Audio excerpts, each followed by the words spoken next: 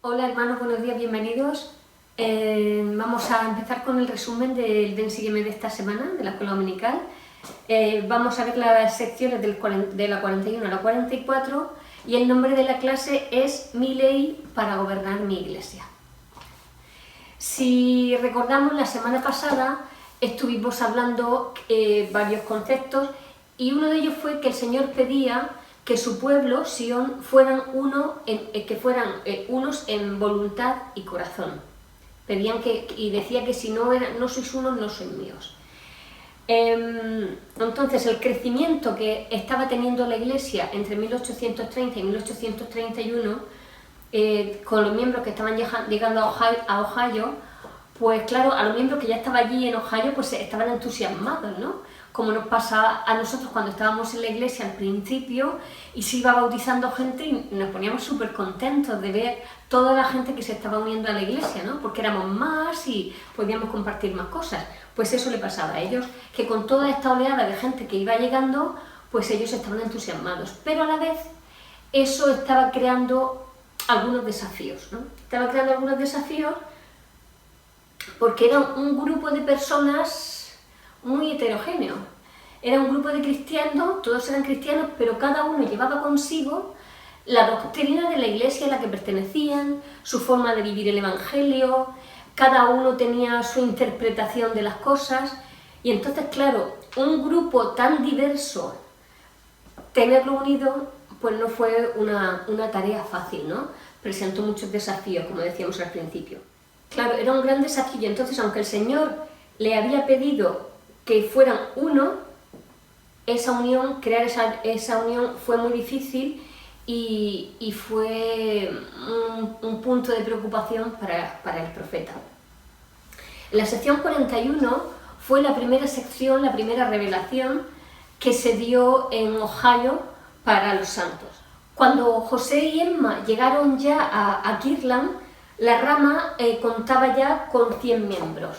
Estaban en un pueblecito que no era muy grande, serían de unos 1000 habitantes, y de esos 1000 habitantes, 100 eran ya, alrededor de 100, eran ya miembros de la iglesia. Y muchos de estos grupos de miembros de la iglesia, muchos de estos 100, practicaban lo que se llamaban, bueno, era un grupo que se llamaban a sí mismos los discípulos, ¿no? Y practicaban lo de tener las propiedades en común. O sea, lo que era de uno era de todos. Pero claro, luego la manera de llevar eso a la práctica, pues también supuso un gran desafío para ellos, porque claro, pasaban cosas de que a lo mejor uno cogía la cosa de otro, no le había pedido permiso, lo veremos un poco más adelante esto. Entonces, surgieron discordias en cuanto a la manera en la que tenían que tener este principio de todas las propiedades en común. Algunos creían que lo que pertenecía a un miembro de la rama pertenecía a todos los miembros de la rama. Y sobre esto John Whitmer, que estaba por allí, contó que tomaban uno los artículos y la ropa de los otros, sin pedir permiso, y los usaban a su antojo. Y eso creó mucha confusión porque no entendían las escrituras, no entendían en qué consistían las propiedades en común.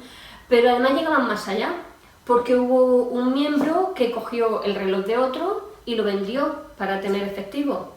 Entonces, claro, por mucha propiedad en común que tú quieras tener y aunque quieras vivir como se relataba en el Nuevo Testamento, con las propiedades en común, no era de esta manera, ¿no? Muchos conceptos falsos, muchos espíritus falsos se habían apoderado de algunos de los miembros de la Iglesia. Algunos que eran muy creyentes en los dones del Espíritu, pues se ponían a hablar en lengua sin que nadie los entendiera, ni siquiera ellos tampoco sabían lo que decían, se ponían a andar como si fueran monos, hacían lo que hemos visto en algunas películas de algunas iglesias, pues que hacen como que se desmayan de verdad. Y pues todas esas cosas también estaban pasando, ¿no? en ese grupo. Y claro, no es la manera del Señor, que el Señor quiere que vivamos las cosas, no es de esa manera.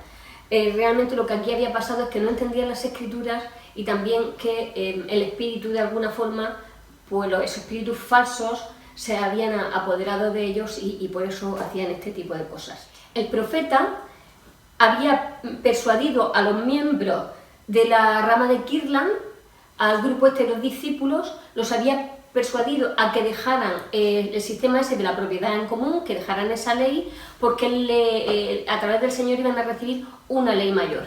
Entonces él persuadió a que abandonaran esas prácticas, ¿vale? Vamos a leer en la sección 41 los versículos del 1 al 5. Escuchad y dad oído, oh pueblo mío, vosotros que me oís y a quienes me deleito en bendecir con la mayor de todas las bendiciones. Os doy el mandamiento de congregaros para que os pongáis de acuerdo en cuanto a mi palabra, y por vuestra oración de fe recibiréis mi ley para que sepáis cómo gobernar mi iglesia y poner todas las cosas en orden delante de mí. Y cuando venga, seré vuestro gobernante, y he aquí, vengo pronto y cuidaréis de que se guarde mi ley. El que recibe mi ley y la guarda, tal es mi discípulo. Y el que dice que recibe mi ley y no la guarda, no es mi discípulo y será expulsado de entre vosotros. ¿Vale?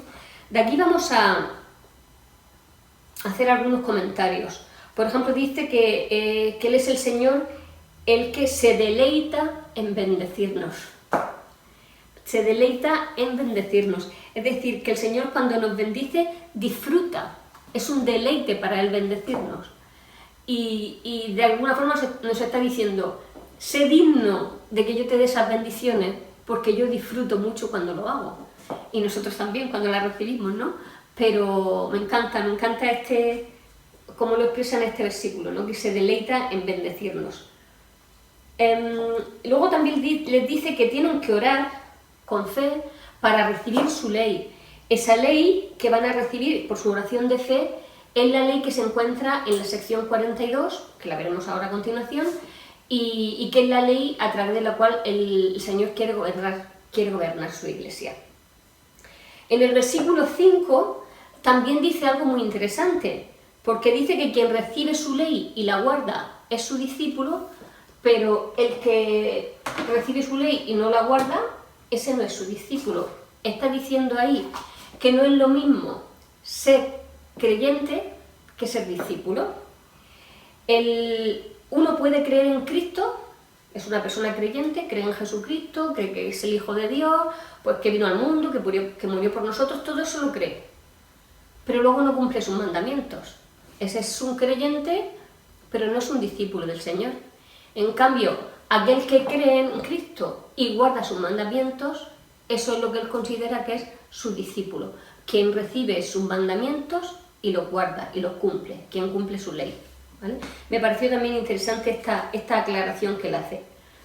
En la sección 41 también, en los versículos del 9 al 11, vemos cómo el Señor llama a Edward Partridge como el primer obispo de la iglesia y lo hace porque él era un hombre puro.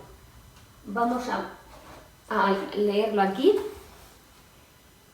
del 9 al 11, y dice: además he llamado a mi siervo Edward Partridge y doy el mandamiento de que sea nombrado por voz de la iglesia, que sea ordenado obispo de la iglesia y que deje su comercio para dedicar todo su tiempo al servicio de la iglesia, para encargarse de todas las cosas que en mis leyes se le designaren el día en que yo las dé, y esto porque su corazón es puro delante de mí. Yo sé que el Señor sigue haciéndolo así, que cuando el Señor llama a un obispo es porque ve que el corazón de esa persona es puro delante de él. No obstante, ya no es como en ese tiempo que este hombre, por ejemplo, ahora lo veremos, él tenía su negocio, pero él tenía que abandonar su negocio y abandonarlo todo para dedicarse única y exclusivamente a dirigir a su barrio del que él era obispo, ¿no? Entonces, en aquel tiempo que tenían que dejarlo todo para prestar ese servicio, para consagrar su tiempo, todo su tiempo a la iglesia, pues en la iglesia ellos recibían también una mayordomía, que luego lo veremos, para poder mantenerse él y a su familia, ¿vale? Entonces, por eso le pide el Señor que deje su negocio para dedicarse a la iglesia, ¿vale? A mí me llamó mucho la atención leer sobre cómo Edward Partridge conoció la iglesia. Pues él tenía una tienda que era una sombrerería, le vendía sombreros. Y estando un día en su tienda, pues llegaron 4 hombres, se pusieron en la puerta de su tienda y empezaron a hablar sobre la autoridad, sobre la revelación de escrituras nuevas, sobre la restauración. Y al estar oyendo todas esas cosas, él salió y le llamó impostores y los echó de allí. Les dijo que se fueran de allí, que ese era su negocio. Y los 4 hombres se fueron. Yo me imagino que estos 4 hombres de los que habla la historia pues se referiría a 4 miembros de la iglesia que estaban predicando el Evangelio. Pero fijaos, por alguna razón, cuando estos 4 hombres se fueron, Edward a uno de sus empleados le pidió que fuera detrás de ellos y que les comprara un libro de los que ellos llevaban, que era el Libro de Mormón. Así que sin que estos hombres supieran que era el sombrerero el que había comprado el libro, su empleado fue y le llevó el libro a Edward. Cuando llegó a su casa, lo compartió con su esposa Lidia. Ambos llevaban ya un tiempo buscando una iglesia en la que ellos se sintieran identificados como que era la iglesia tal y como se vivía en los tiempos de Jesucristo, cuando Jesucristo estuvo en la tierra. Entonces la esposa, cuando empezó a leer el Libro de Mormón, inmediatamente, se ponen los pelos de punta, inmediatamente reconoció la verdad, aceptó el Evangelio restaurado de Jesucristo y se bautizó. Pero él todavía no estaba convencido de eso. No obstante, un poco más adelante fueron a Nueva York para conocer al profeta y entonces ahí él sí que se convirtió y se bautizó también. Una vez que se había bautizado, fue llamado a predicar el Evangelio, el obediente lo hizo y posteriormente, como hemos visto, fue llamado como obispo de la iglesia. A mí me maravilla de esta historia, de su conversión y la de su esposa, la magia y el poder que tiene el Libro de Mormón. Vamos, ella no lo leyó entero, pero simplemente lo que leyó fue suficiente para que el Espíritu le testificara de que ese libro era verdad. Y si me maravilla la magia del Libro de Mormón, también me maravilla el poder del Espíritu Santo, el poder que Él tiene para testificar de la verdad.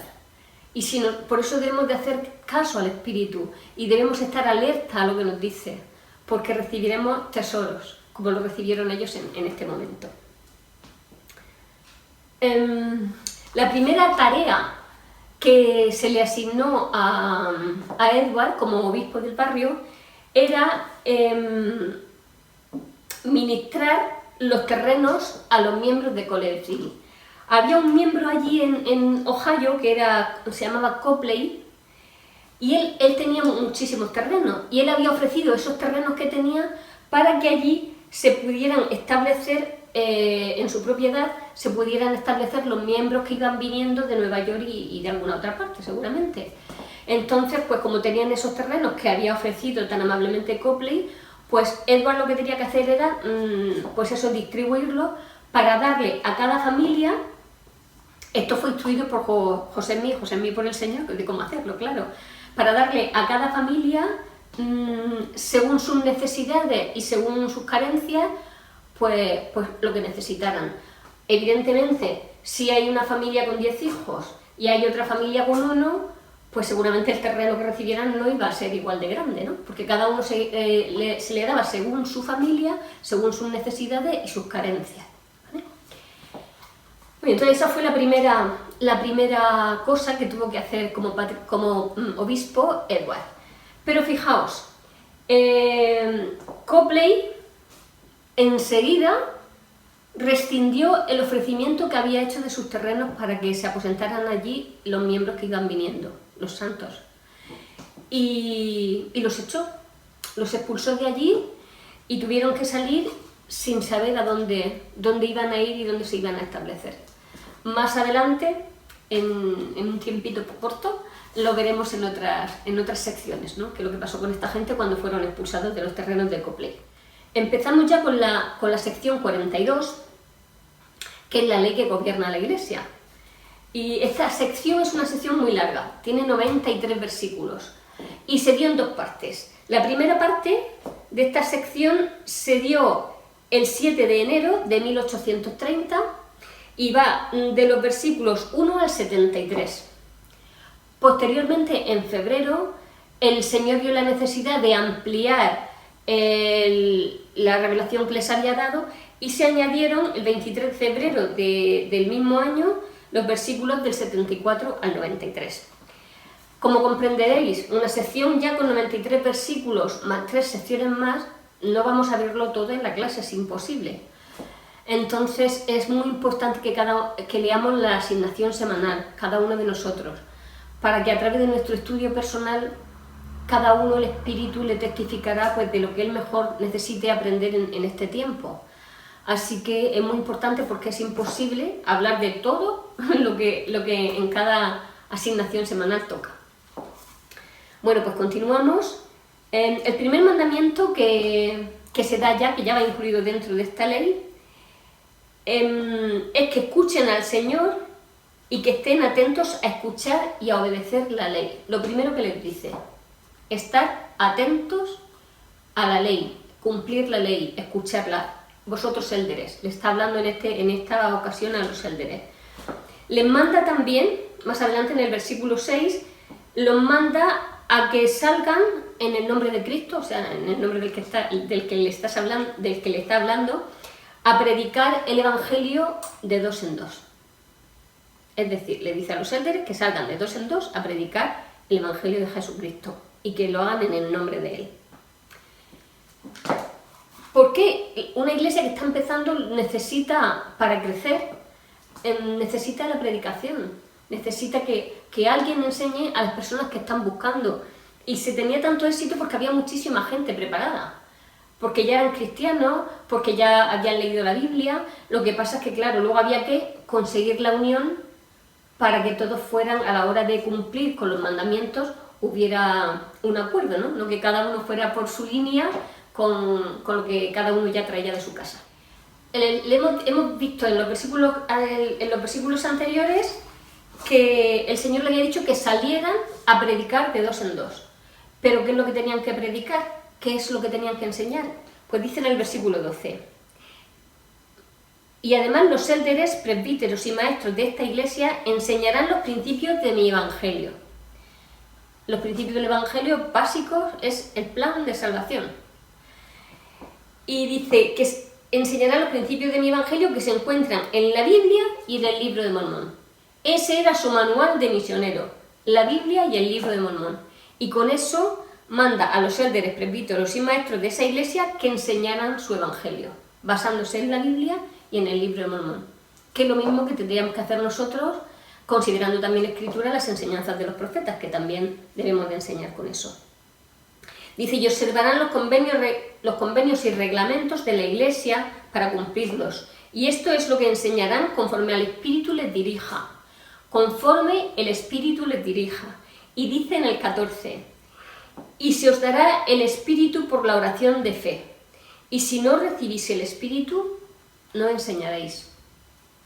Es decir, para poder enseñar con el Espíritu, dice el Señor ahí que lo recibiremos con la oración de fe. Es imposible predicar sin el Espíritu y enseñar algo que uno no está practicando personalmente. Porque el Espíritu no puede testificar de lo que hablamos si eso no lo tenemos dentro de nuestro ADN, es muy difícil. Entonces tenemos que orar para tener un testimonio grabado dentro de nosotros, para que así el Espíritu sea el que enseñe. Porque si no tenemos el Espíritu, no enseñaremos. No se puede llegar al corazón de las personas sin el Espíritu y si el Espíritu no testifica de lo que estamos enseñando. En el versículo 29 dice, si me amas, me servirás y guardarás mis mandamientos.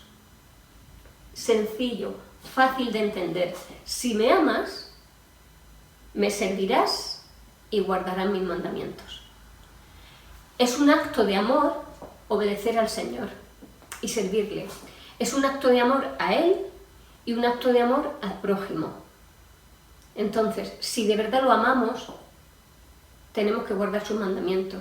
Es como cuando los padres le dicen a los hijos, el otro día me ponía una alumna de seminario, en una conversación que tuvimos, dice, esto es como cuando están tus padres diciéndote no toques la sartén que te quema, no toques la sartén que te quema, no toques la sartén que te quema, y al final tocamos la sartén y nos quemamos.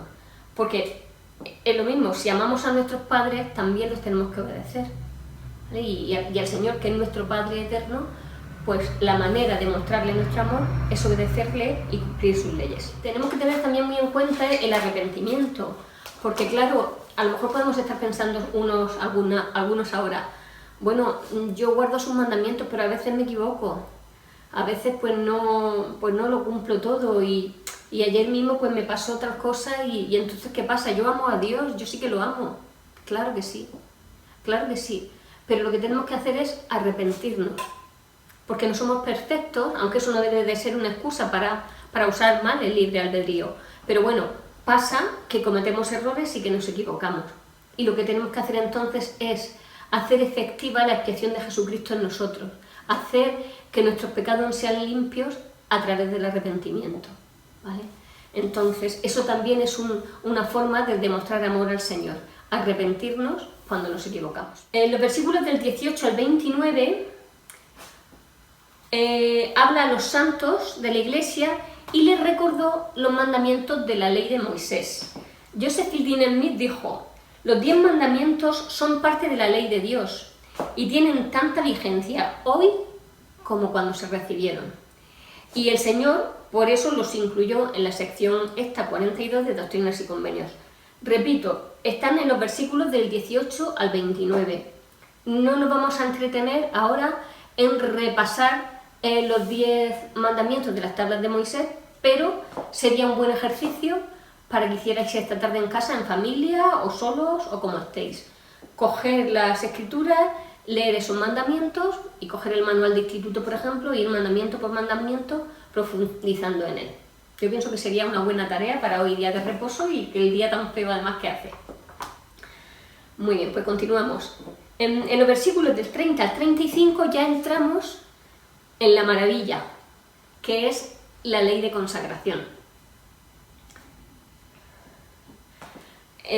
Con estos versículos ya nos introducimos en ella y esta ley confirma algo importante, que es el mandamiento más grande, el principal mandamiento de la ley de Dios, que es amar al Señor con todo tu corazón y al prójimo como a ti mismo. La ley de consagración, lo que motivaba a los miembros de la Iglesia a cumplirla era pensar eso, que estaban cumpliendo con el mandamiento de amar a Dios y al prójimo como a nosotros mismos, porque en esa ley se cuidaba de los pobres y de los necesitados, con la ley de consagración. Y a mí me parece maravillosa. Y conforme lo vayamos viendo, en estos primeros versículos que vamos a ver ahora, que son del 30 al 35, yo creo que deberían de estar en todas las constituciones, en todos los estatutos, en todos los programas políticos de todos los partidos, deberían de estar incluidos estos versículos. Y otro gallo nos cantaría. Vamos a leer los versículos del 30 al 35 de la sección 42, la ley del Señor. Dice así: He aquí, te acordarás de los pobres y consagrarás para su sostén lo que tengas para darles de tus bienes, mediante un convenio y un título que no pueden ser violados. Es decir, lo que yo consagre, lo que deberían de ser nuestros bienes, ahora lo veremos más adelante cómo se hace, después no puede decir, ay no, dámelo que no quería consagrarlo. No, eso se hace a través de un convenio y un título que no puede ser violado. Dice el 31, y al dar de vuestros bienes a los pobres, a mí lo haréis, porque sabemos que cuando estamos al servicio de nuestros semejantes, solo estamos al servicio de nuestro Dios. Y como Él dijo, lo que hacéis a estos mis pequeñitos, a mí lo hacéis. Pues eso es lo que decía el Señor con respecto a la ley de consagración. Y dice el 32. Bueno, hemos visto que consagraría mediante un convenio y un título que no pueden ser. Y después de que Él haya recibido estos testimonios referentes a la consagración, serán responsables ante mí de sus propios bienes o de lo que haya recibido por consagración.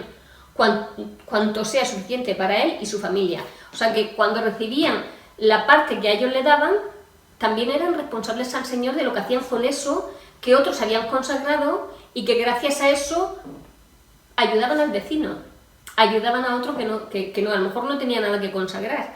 Por eso la ley de consagración a partes iguales es dar y es recibir, porque algunos consagran porque tienen cosas para consagrar, pero otros no tienen nada, pero también recibían, para que no hubiera pobres entre ellos. En el 33 dice, y además si después de esta primera consagración, la de entregar sus bienes al obispo y mediante escritura pues dejar todo eso legalizado, dice, si después de esta primera consagración que constituye un resto que ha de consagrarse al obispo, hubiera en la iglesia o en manos de cualquiera de sus individuos más propiedades de las necesarias para su sostén, es decir, yo he consagrado al obispo mi parte que le tengo que consagrar, pero aún así me he quedado con más cosas, con más dinero, con más propiedades de las que yo necesito para sostenerme a mí y a mi familia. Entonces dice el Señor, se depositarán para suministrar de cuando en cuando a los que no tengan, para que todo el hombre que esté necesitado sea abastecido ampliamente y reciba de acuerdo con sus necesidades. A mí esto me parece maravilloso. Luego veremos algunos puntos que hay que dejar claros, pero me parece maravilloso, porque la riqueza está muy mal repartida en el mundo y si se viviera esta ley, pues no había pobres y todos tendríamos de todo. Y a lo mejor algunos piensan o algunas, pero habrá muchos caraduras. Pues seguramente alguno habrá, pero luego hablaremos de eso. Seguimos en el 34. Por tanto, el resto se guardará en mi almacén para suministrarse a los pobres y a los necesitados. Y el 35, y para comprar terrenos para el beneficio público de la Iglesia y construir casas de adoración y edificar la Nueva Jerusalén, que más adelante será revelada. Ahora vamos a hablar un poco de todo esto que hemos leído del plan de consagración. Dice que consagrar, según como se enseñó a los santos, significaba hacer sagradas sus propiedades al utilizarlas al servicio del Señor y para el establecimiento de su reino en la tierra. Eso era consagrar, hacerlas sagradas al ponerlas a disposición del Señor, para que las utilizara como considerara conveniente. La consagración, como hemos dicho, a partes iguales es dar y recibir. Y el Señor prometió que cada santo recibiría suficiente para él y su familia si era fiel. Cada santo recibiría suficiente. Por supuesto, esto era voluntario, nadie estaba obligado a hacerlo, pero cuando se hacía era un convenio inviolable. La consagración lo que no contemplaba, por supuesto, era la posesión en común que tenían los discípulos, aquellos que hemos hablado al principio, de que todo era en común y yo cojo la ropa de este y cojo el otro, pues, la ropa del otro o sus artículos personales, ¿no? Porque lo que es de uno es de todos. Entonces el Señor, esta ley, la ley de consagración, no contempla eso. Lo que contempla es lo que hemos dicho antes, que el Señor es el propietario de todo y que cada miembro era responsable ante el Señor de cómo administra sus bienes. Si nosotros somos derrochadores con nuestros bienes, si nosotros no cuidamos las cosas para que nos duren y cuidamos nuestra casa, lo que se va estropeando se va arreglando, pues no estamos siendo buenos mayordomos, ¿vale? Si tenemos la casa, imagínate que tenemos terreno, pero que una cosa que a mi marido no le gusta, siempre dice que la tierra es para cultivarla. Y cuando pasas y ves terrenos por ahí que nadie los cultiva y que están ahí abandonados, pues es una pena porque esos terrenos podrían estar produciendo para gente que está necesitada. Entonces, es por eso dice el Señor que nuestra mayordomía le tendremos que dar a Él cuenta de lo que estamos haciendo con lo que Él nos ha prestado durante el tiempo que estemos en la tierra. Vamos a seguir leyendo ahora. Según lo que hemos leído del 30 al 35, el primer paso para la consagración era depositar los bienes ante el obispo. El obispo en este caso representa al Señor, no es que suelta al obispo y eso lleva a su casa. El obispo y sus consejeros, que son los que lo administran, están representando al Señor, ¿no? Y nosotros ante ellos, los santos en aquel momento eran ante ellos, ante los que tenían que consagrar sus bienes. Ese convenio, como hemos dicho, no se podía violar, aunque hubieron algunos miembros que, bueno, llegaron hasta denunciar esa ley ante la ley, bueno, iba a decir el juzgado, la denunciaron, esa ley, algunos porque no la consideraban justa, ¿no? O sea, eso, que te arrepientes después de haberlo hecho. En el versículo 38 el Señor nos dice que hagamos estas cosas porque cuanto hacéis al más pequeño, a mí lo hacéis. O también sabemos nosotros que cuando estamos al servicio de nuestros semejantes, como hemos dicho antes, solo estamos al servicio de nuestro Dios. Parte de la ley esta que gobernaba la Iglesia también decía que tenemos que ser humildes, tenemos que hacer todas las cosas con pureza, no ser ociosos, y dice el Señor, porque el ocioso no comerá el pan ni vestirá la ropa del trabajador. Y este es el punto al que me refería antes. Cuando se vivía la ley de consagración, todos trabajaban. Unos trabajaban en la tierra, otros confeccionaban la ropa, otros se encargaban de otras cosas, pero todos tenían que trabajar. No es justo que mientras muchos están trabajando, otros estén en su casa sentados, ociosos, esperando que los demás trabajen para ellos. Esos son casos excepcionales que me imagino que también lo habrían en su momento, y por eso el Señor dijo que el ocioso no comerá el pan ni vestirá la ropa del trabajador, ¿vale? No obstante, eso no debe de impedirnos a nosotros ayudar al pobre y al necesitado y decir, mira, es que ese es pobre porque no trabaja. Sabemos que estamos en unas circunstancias difíciles, no todo el mundo ha tenido la bendición de vivir en un país y en una familia donde la mayoría de sus necesidades las tiene cubiertas y tienen que salir de sus países para buscar una vida mejor, ¿no? Y siguen siendo pobres y necesitados. Es gente como si fuera gente de Nueva York que se traslada a Ohio para vivir de otra manera, ¿no? Pues eso, que no tenía, cuando se viva la ley de consagración, porque se vivirá cuando venga Jesucristo, pues no habrá pobres entre nosotros, pero tampoco habrá vagos, porque se pondrán todos a trabajar y si no, pues me imagino que serían expulsados. En esta ley, además de darnos estos consejos, en el versículo 43 también se habla de la sanación, ¿vale? Os lo voy a leer el versículo porque me llamó la atención lo de las hierbas.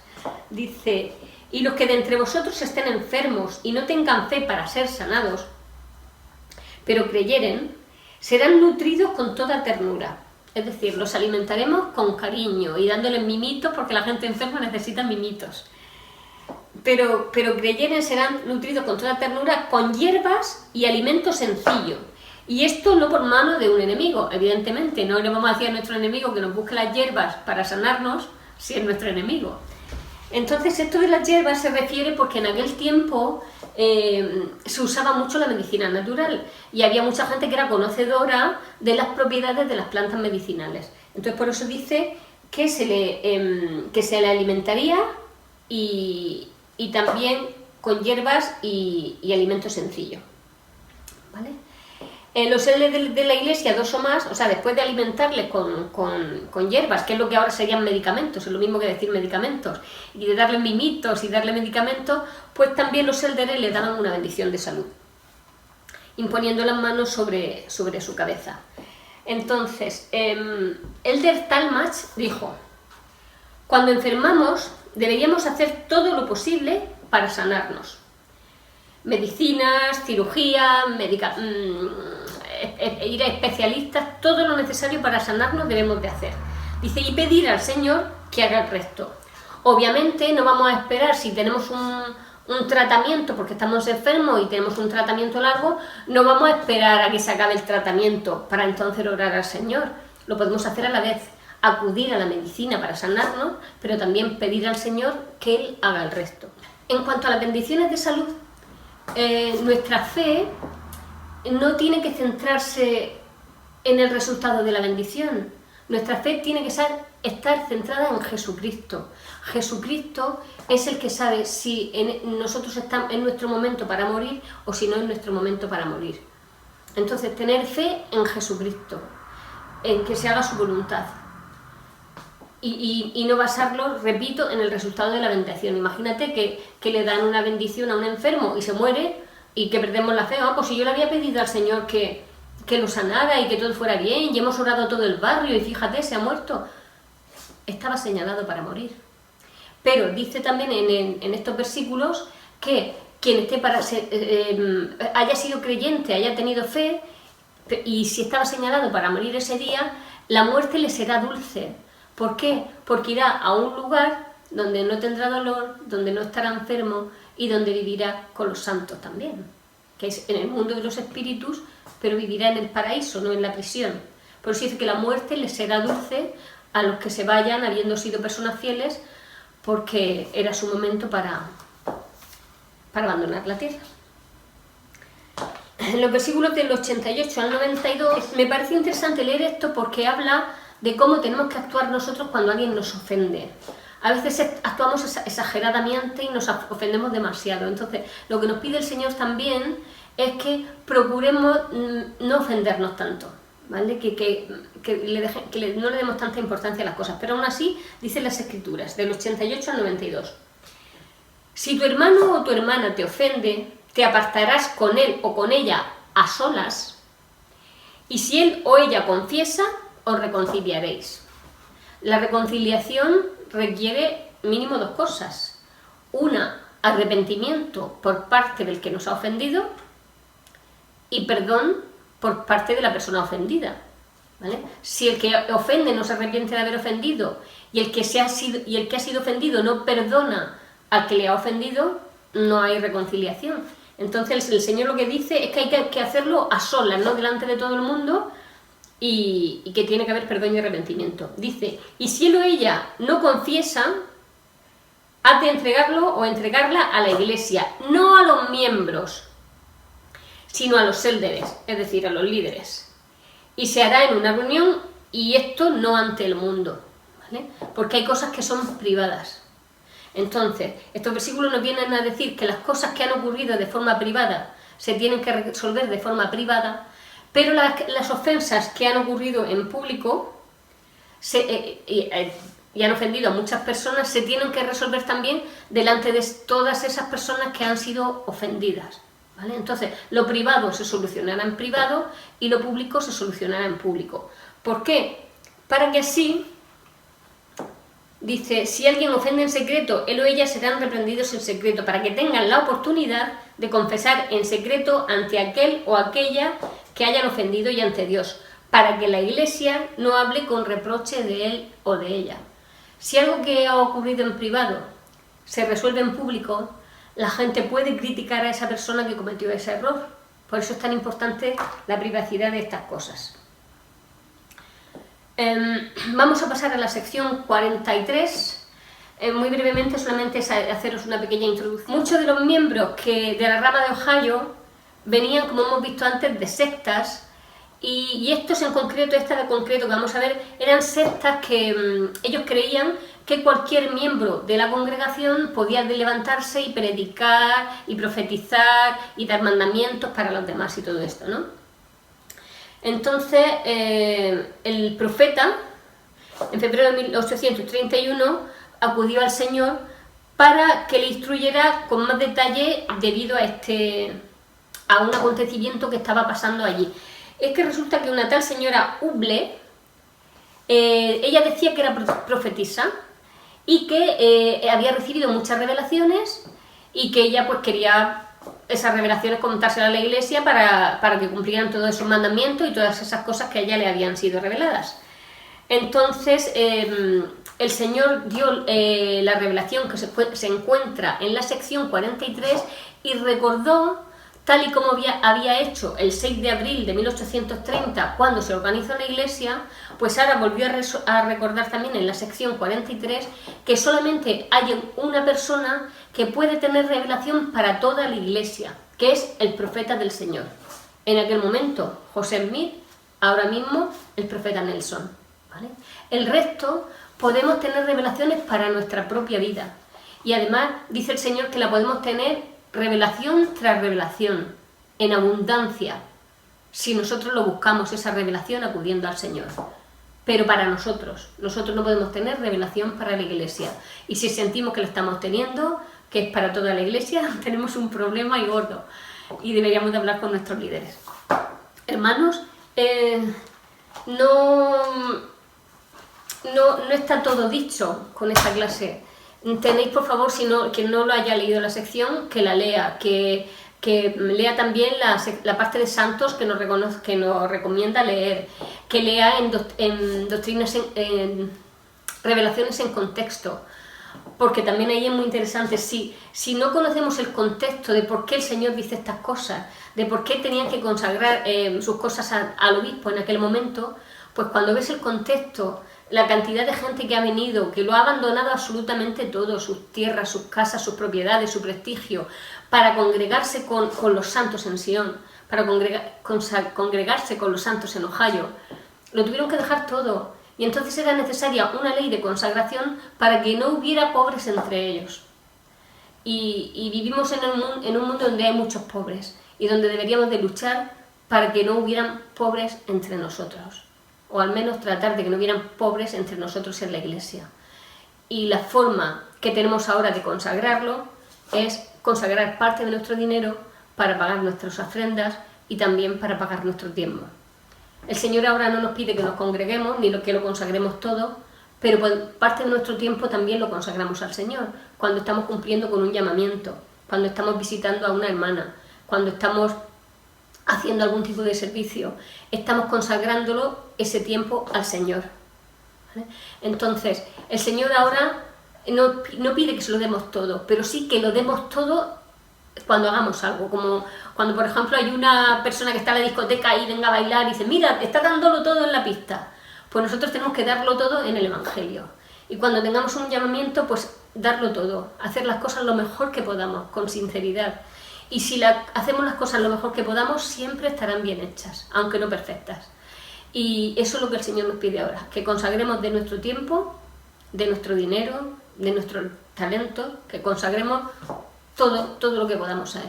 En los que hemos hecho convenios en el templo, sabemos de los convenios que allí se hacen y vemos que la ley de consagración nunca se abolió, sigue vigente. Lo que pasa es que ahora mismo pues, se está viviendo de otra manera. Pero cuando venga Jesucristo, pues se perfeccionará y se vivirá ya de una forma maravillosa. Muchísimas gracias, por favor, si no habéis leído esta sección, leedla, porque es maravillosa y se os va a llenar el corazón de gozo. Gracias en el nombre de Jesucristo. Amén.